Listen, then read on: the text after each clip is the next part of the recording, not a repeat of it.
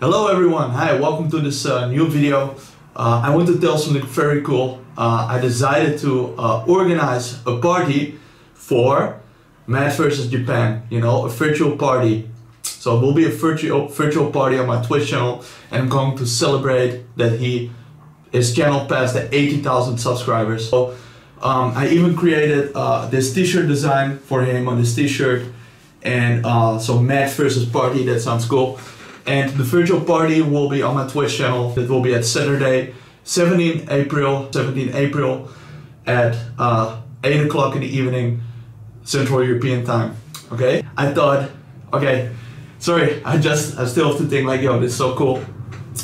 Yeah, I thought it would be cool that the people who are like Matt's friends, his family, his audience, maybe they could be in one team, and I could give the characters a sort of mini t-shirt with also the same text, Match versus Party, and I think that would be very cool, and then so 4 characters will have the t-shirt Match versus Party, and you guys can also join, and you will not have the shirt but just a random normal character, and it would be like a sort of theme like Matt's group versus the rest, basically, but then in a language board game. So he can also choose 3 of the flags. I think that's cool, 3 of the flags for the wheel. And the rest of you guys can also choose flags. And so we have like a game which is cool for everyone. And I really hope that you guys can join. I cannot wait. So for who doesn't know Matt, cool guy from America, and he speaks Japanese at a very high level. One thing that makes me maybe a little unique compared to other people who've learned Japanese is that although I lived in Japan for a 6-month period when I was in high school, besides that, I've been in America the whole time. So I largely learned Japanese outside of Japan, just using the internet to immerse myself. He's also learning Mandarin, but yeah, he focused on, let's say, on one language for a long time, which is Japanese. I thought 5 years. And he also learned Chinese for a while. I don't have like a really clear goal with Chinese. I'm kind of just enjoying the process and seeing where it takes me. Yeah. But I think there's a very good chance that I will not go nearly as far with Japanese, and that I will... I mean, I expect Chinese to continue to be part of my life, so it's not like I'm just going to say, okay, I'm done now. But I think that, for me in Japanese, I had to dedicate a whole large chunk of my life to doing nothing but that. And so I think it's unlikely that I'll do the same thing for Chinese, just because that's kind of not where I'm at with my life. It's not where I'm at in my life right now. And so it's really just about enjoying the process, staying connected with being a beginner, being a learner, because it's so easy to forget what it's like to be a learner. And I don't want to, I want to make sure I can really relate experientially to all my viewers and all my audience. And also I'm interested in the language, and it's kind of just for fun. So for me, it's much more about the process and less about the result. Whereas with Japanese, it was very much about like, I'm going to get as good as possible and do whatever it takes. Yeah, soon I will also publish a video with him where I'm interviewed him. And yeah, here you can see some parts of that video. What is your, could you tell something about your routine? I think this is a question which you've heard before, but how is your week? And is it different during the COVID situation compared to the other years before? Like, could you tell something about the routine right now, last year and before? That's maybe something. Yeah. Well, so it's kind of interestingly, right now I live with my brother in an apartment, and up until January of 2020, I was living with my dad. It was my dad, me and my brother. And so just a little bit before the pandemic started, I kind of started to live on my own for the first time and have to pay my own rent and buy all my own groceries. And so in a way, these 2 really big shifts, one of them being living on my own, the other one being the pandemic, started just a couple months apart.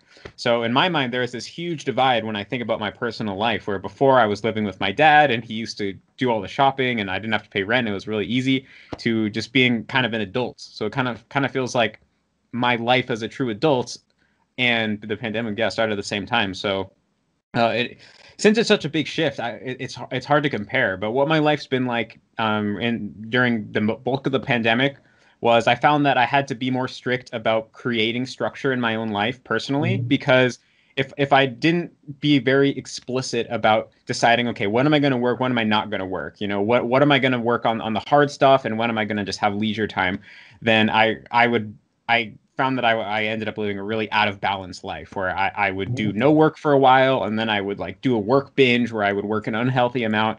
And so getting really strict about having weekends and weekdays, and then getting up early at the same time every day, putting in a few solid hours of work, and then making sure that I have some relaxation time, or I just maybe watch TV in Japanese or Chinese and enjoy myself. Does it ever happen that you're watching a movie and later you're hearing a word, maybe like 24 hours later or 2 days later, and you think like, hey, I've heard that before, and that you realize like, hey, I'm learning more than I'm thinking while relaxing? Mm-hmm. Well, for me, that process definitely takes place, but it's hard to always pinpoint when I learned something, because like you just mentioned, sometimes I might be watching a movie and for me, I'm just enjoying the story. I don't think of it as trying to learn something new, but part of my brain is learning new things and recognizing new patterns. But precisely because, like you said, and consciously I'm not learning. Later on, when the time comes where I'm having a conversation and someone says a word and I realize, oh, I know what that means, but I don't know how I know. Or sometimes I'm speaking and a word pops up in my mind and I say a word and I'm like, wait, was that right? And they're like, yeah. And I was like, oh, wow, I don't think I've ever said that before. Or like, I didn't even know that I knew that.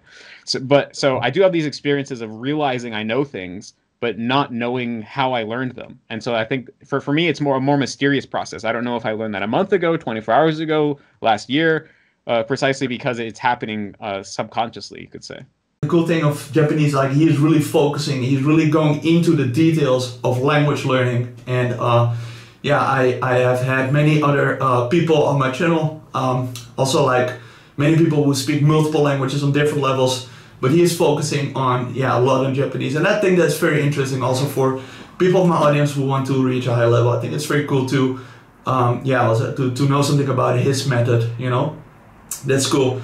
So yeah, I cannot wait to organize this virtual party. I just want to show some effects of what we could do in the evening. Alright, we can make a better ambience during the evening. So it will be a real, like a real virtual party with this ambience, guys. I hope that you guys can join. Matt versus Japan, you know, that guy will also be in the chat. And you guys can also play my language board game in the chat, you know. Together we can make it as a success. I really hope that more people will like me to organize a virtual party. Yeah, if you guys want me to organize a virtual party for you, I can do that. The good news, it's free. I don't charge anything for that. And if you want that, if you want me to organize it for you, you only need to send me a text message on my Instagram page, which is the second link below this video. And I don't charge anything, and I will also even create a present. I will also create a present for Matt, so that will be cool. Alright guys, I hope to see you at Saturday. As I said, it will be at 8 o'clock evening Central European time.